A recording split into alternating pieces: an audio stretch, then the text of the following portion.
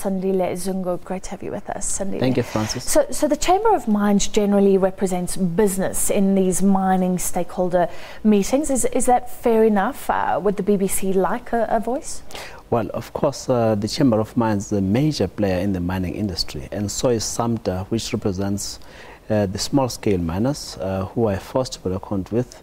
Those are two very powerful voices in the business, and we as Black Business Council accept the bona fides of such parties to talk for business. All right. Yeah. You obviously have been following developments in the mining industry. Anything new? We were saying Jacob Zuma not promising that there won't be a jobs bloodbath. I guess everybody wants to save jobs. It's fair enough to say that, but saving those jobs is a different question. Well, saving the jobs is really a function of economics. Will the mining houses continue to retain and protect shareholder value if they keep excess labor in the face of low commodity prices? So, but of course, the president talking to business players is something that has to be respected. Voices emerging from a collective of discussions must hold some sway on the timing of such restructure or labor shedding. But I think what is new in this discussion is that there's a commitment to have a much broader indaba on the mining sector, which will be shortly, because it has to include more than just labor, more than just business and government, but about organs of civic society. He mentioned that indaba next month. Again, you say it's a function of economics. Can jobs be saved given the economic forces against mining in South Africa at the moment? I think jobs can be saved, because if mining houses take a view that at some stage the cycle will be in favor of continued production, and they take a view that they have confidence in South Africa's economy, then they will deploy sufficient resources even during the care and maintenance phases, which obviously takes labor as well.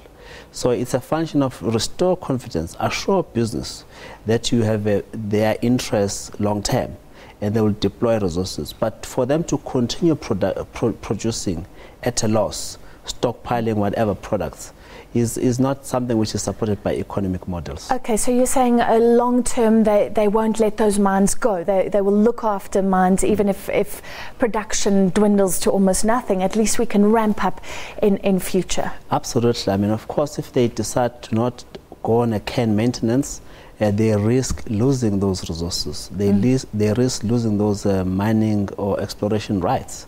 So it's in their best interest, if they believe in the quality of the ore bodies, to actually engage in a proper and care and maintenance program, and which obviously employs labor with a view that in the long term they may actually get back into production.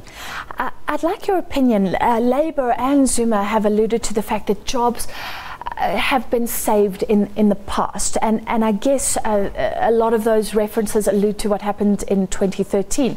So Anglo-American Platinum announced that up to 14,000 jobs would be lost. There was a big dispute. One of the ministers said they could lose their license. That was all put on hold, but to me, there's an elephant in the room. So Amplats now is selling those mines that are wanted to shut down anyway. Somebody else will get those unproductive or unprofitable mines. Somebody else will probably have to announce job losses. Do you agree with me? Look, there was value in impressing upon Anglo Platinum to hold on, because they were concerned about the supply and demand relationship. They were obviously selfishly saying, if we pass on these mines to someone who will work them, there's going to be glut in production. So they may have been selfishly saying, shut that production. Yes. So if it's moved to someone who think they can work these mines, they've got a much more attractive cost of production model. Voila, it's wonderful. Of course, the issue of supply and demand is a global issue. It's not up to one producer to say, I'm going to stop this production because I want to artificially create an over-demand situation. What about the argument that if producers came together with the support of the South African government and maybe defied a few international laws and set up basically a cartel, could they control prices? Is that even worth thinking about? Well, it's worth moving away from the cartel mindset, but to move towards a strategic rethink on how, for example, as South Africa, who are a major producer of platinum, with massive proven platinum resources or PGM metals in the whole world, how do we ensure that strategically as a country we have a critical role to play in the value chain? We're not just price takers. So this whole issue of sell,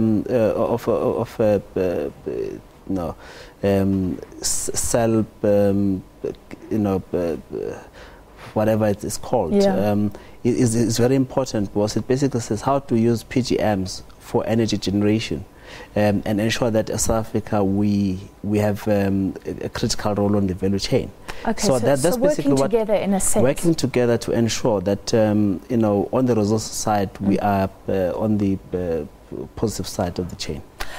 What is the impact of what is happening in mining right now on black business people?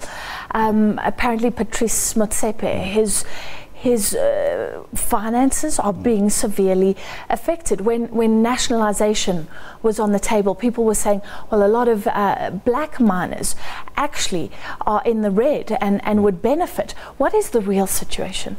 Well, there's absolutely no doubt that most black players in the mining space are bleeding. Some of them who have used debt to fund their participation are deeply out of the money, and some of their mines are in care and maintenance. And it's concerning that at the same time communities where even black operators are operating are also up in arms, crying and calling for a bigger share of the economics of mining. There's no doubt that no one is immune from the pressures. And obviously Patrice rightfully spoke about the deficit of trust in the mining space, and the discussions today are a step in the right direction, because they actually bring all the stakeholders to start talking. So we've got to keep on talking. We've got to revise the model such that the communities benefit from it, and ensure that the structures that we come up with for black economic empowerment in the mining space are sustainable. So hence the talk of once empowered, always empowered. Is it the right kind of language to well, let me ask you about that, because this distrust maybe is playing out still in that dispute over what the mining charter means about BEE deals. Do old ones count as the mining houses themselves want them to? What is the BBC stance on that? Well, let's look at the most recent of transactions. Northam did a deal where they come up with a structure where at some stage in future, black players in the consortium that just bought in may be willing to exit, but the structure will remain for newer players to come in. So that was a smartness in structuring, which will ensure that for a long as possible time, Northam remains empowered, even though the character of participants changes. So the question is, those mining houses who did transactions in the past and were not smart and now have lost empowerment shareholders are now crying for recognize them and ad infinitum, and therefore we're once empowered, must always be empowered. Should we be empathetic to them? My belief is that we should not be entirely empathetic to them, but at the same time let's recognize that some value may have been created for black players who exited from those deals and possibly deployed that capital elsewhere in the economy. So them empowering will have contributed meaningfully towards the changing of the ownership landscape in the economy as a whole, not just mining. So there's got to be a balance in view of this. But on a willy-nilly basis, once empowered, always empowered, doesn't make any sense. Final question. I'm very interested in that. Sounds sort of like you're leaning towards a compromise. The mining industry, do you see much of a future? Many say, even if we keep these mines strong, they will become mechanized, not such strong employers in future. And empowerment-wise, we're starting to talk about black industrialists. That's where the future growth will be, we hope, because of exports. Is it still worth fighting for mining, for empowerment in mining? Mining has got a very bright future in this country. There's absolutely no doubt. There's a lot of wealth prospective wealth of this country that is locked in under the soil. We've got to be smart. Mining must not be entirely vulnerable to the dictates of labor. And therefore, mechanization is unavoidable for those who want to become long-term sustainable. But in the meantime, let's not forsake the interests of labor just because we are in a rush to mechanize, just because we are in a rush to maximize profits. So there's got to be a balance there.